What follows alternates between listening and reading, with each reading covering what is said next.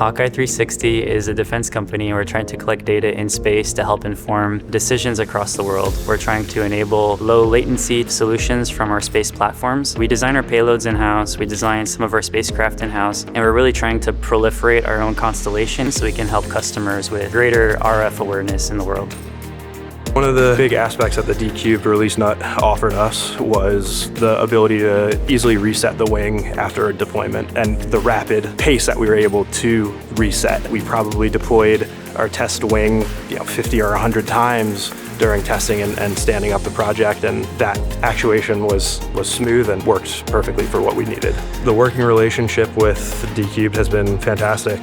The team is very responsive. If we have issues or questions, a quick email gets to the bottom of it and we find our solution and the path forward. The interface has been smooth.